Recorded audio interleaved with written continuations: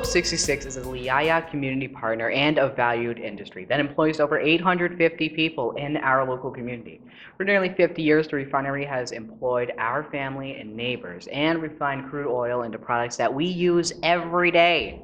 Today in our industry highlight, we will speak with Mr. Tristan Babin with Phillips 66 and learn more about some of the things they do at the refinery as well as some of the awesome things they do in our local community.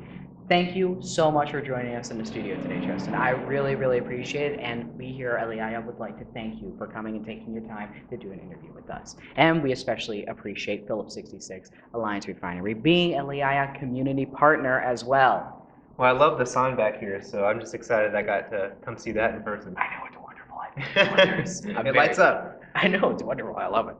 You know, in preparing for your visit, we did some research about the actual refinery and some of the things that Phillips 66 does in our community, and we learned surprisingly a lot. As I mentioned earlier, next year will be the 50th anniversary of the refinery. You guys are very invested in our community. Can we talk about some of the ways that Phillips 66 helps organizations and people in the community?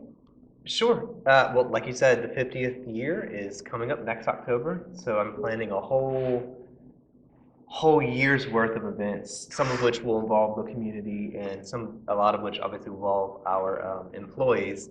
But it's been 50 years, and just for reference, for a refinery, that's actually really young. Yeah.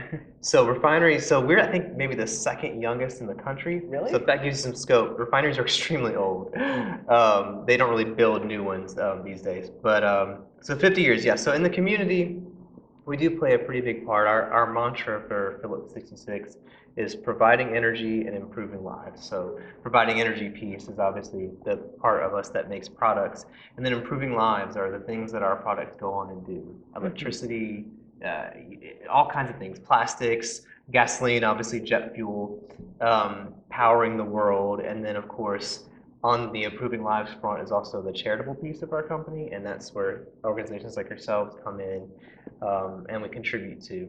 So in the community here in Plaquemines, we have had a pretty strong relationship with so many organizations. A lot of the notable ones, the YMCA, the refinery helped build and construct that in 2012, I believe. Other big partners, United Way, parish government, we have helped fund, especially during COVID, in the heat of COVID, fund emergency responders and things like that. LAYAYA, the STEAM lab here. Those computers.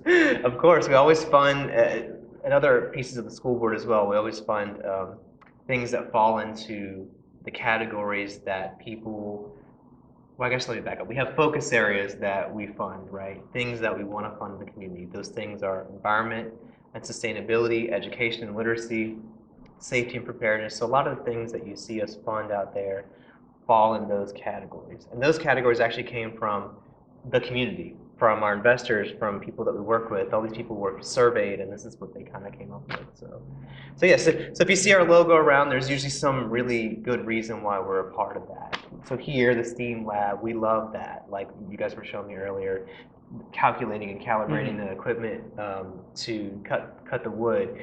That's what we're here to fund, because those skills outside of this place will help you in the industry that we're in. And contribute to community more by developing more jobs and more skills. Yeah, of course. You know, speaking on actually community and things like that, I also learned about the CAP program.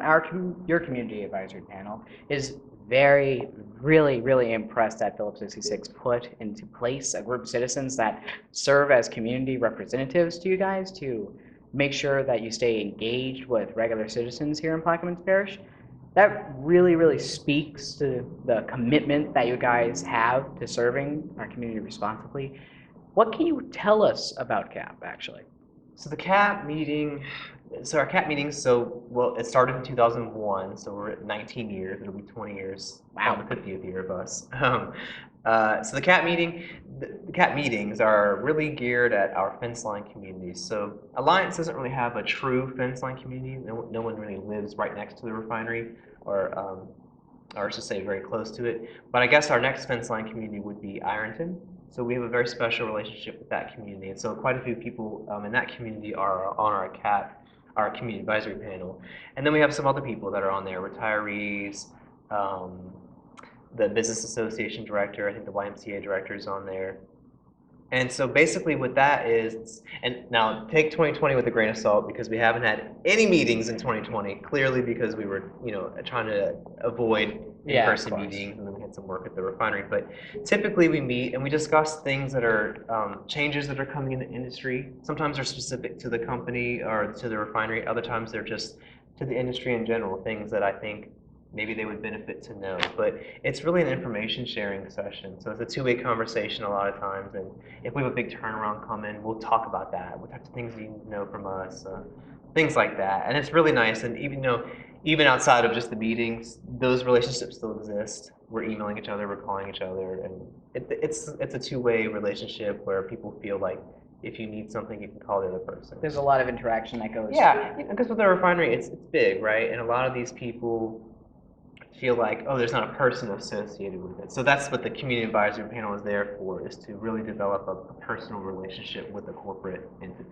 All right, thank you very much for that. Honestly, I think most of us only knew that you guys do something with oil down there, but really had no idea what happens or why it is so important.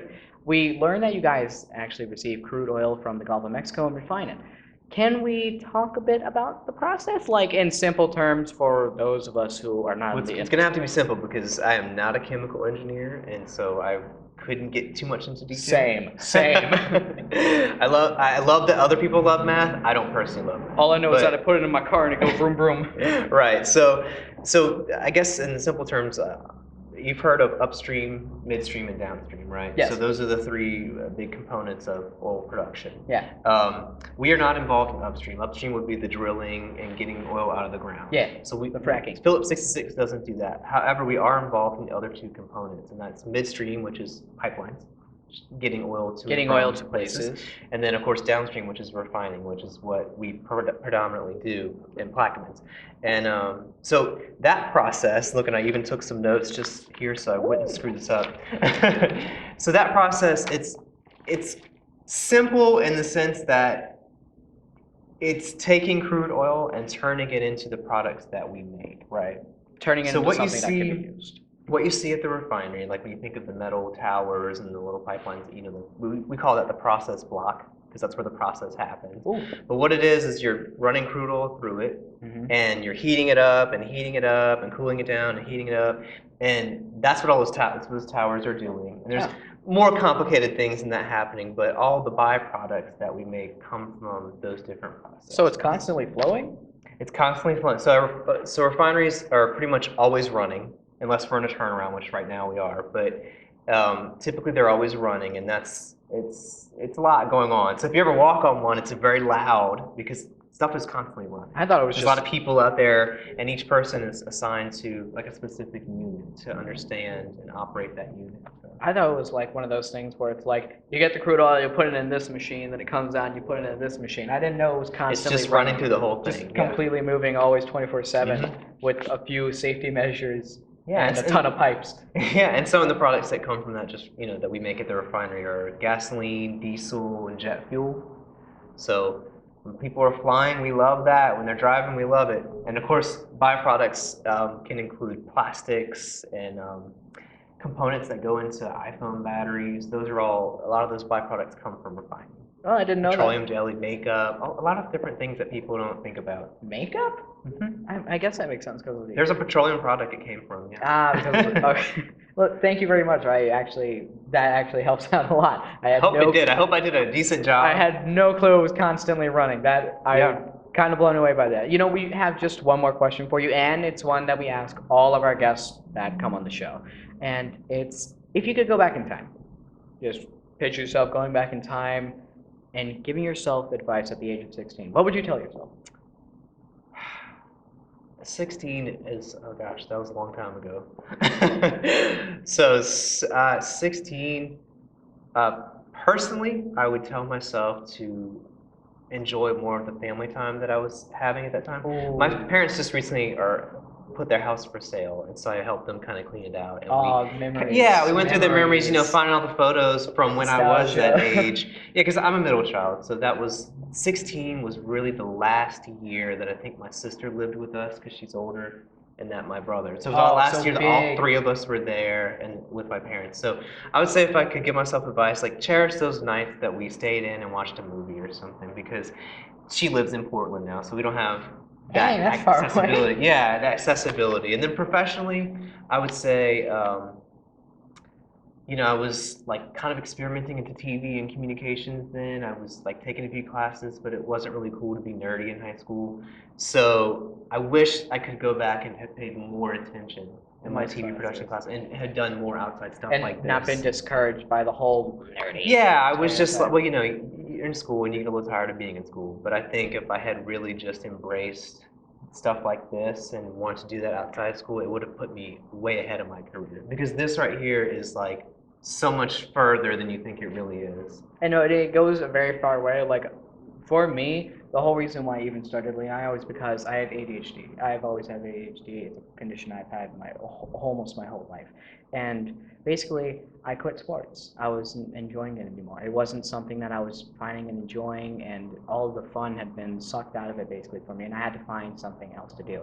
And my mom says, look, I have my friend, her name is Joni. She's starting up this theater program. And I was like, theater? I get to act and be stupid and for fun? I don't get yelled at for it? I was like, heck yeah, sign me right up. And I had no clue what that was going to be. And that was nearly 7 years, I think now ago. And it has brought me along this path of being able to approach these situations differently. And I feel like it's definitely helped with things like that. I feel like that piece of advice is actually very, very nice. It's a very, very wholesome, spending time with your family. And Yeah. You just caught me at an interesting time. just to get on with it, I would like to thank you for that wonderful piece of advice. Well, I know the oil industry has been in a lot of news these days, and I think it is very important that citizens and people of all levels of our government understand how important it is. Responsible environment and, conscious democracy, oil products, and refined is the survival of our nation.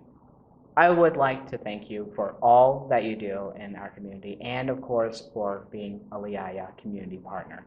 We really appreciate you coming in today. I especially appreciate it. I've definitely enjoyed speaking with you in the studio today, and we hope that you come back soon. I would love to talk Oh to you yeah, more. I'm definitely gonna come back and join. Might even bring my boss. Ooh, we need another We chair. love seeing stuff like this, and I just want to say, just plug this at the end here. I was so proud to hear. I think it was April that I heard from you guys in the heat of the outbreak in New Orleans of COVID-19, and you guys were using those 3D printers to make masks, and I just think that so that just I'm gonna get on my soapbox for a second. When we make charitable contributions in the community, sometimes you see it, you see the result, or you see an impact, or you assume that there's an impact to somebody from what we donated or funded. But that was one of those things that really hit home, and that story I passed on to the larger company, and people read about it across all of our refineries. And it was just really wholesome to hear like this kind of small donation that we made, small partnership, was making a difference at a time when there wasn't a lot going on. They're still using those masks. I saw some of them outside working on stuff. I think one guy was like spray painting some stuff down just to like redo it up, and he had on one of those masks, and it was so cool to see. I helped make that. Exactly. So that's how we feel at the refinery too. When we see a product or something. But yes, thank you for having me on. And I think now, would you like to take a walk through our studio, our oasis, for a little bit? We are very excited with the progress that we've made with it and putting it together and making it into a place that everyone can enjoy. Hi, Buzzy here. Let me tell you about the LAYAYA Imaginarium Studios Oasis. It's a brand new project, an outside space where students from all over our community can come, access free Wi-Fi, take virtual classes, get some homework help, collaborate on art projects, and just hang out. We learned a lot in this project. We painted the cement green, and it kind of looks like grass. We painted the building blue, and we're going to do a mural there later. We learned to put together furniture and make furniture and paint it. And we also put up a 6-foot wooden fence and made a really cool gate. And then Hurricane Zeta came and we learned to reinstall a 6-foot fence. Our gate flew away and we haven't found it, but we're going to build another one. We hope to be able to add more fence in the future after some fundraisers and more furniture to expand the space. Follow our progress on www.layaya.org and visit us soon.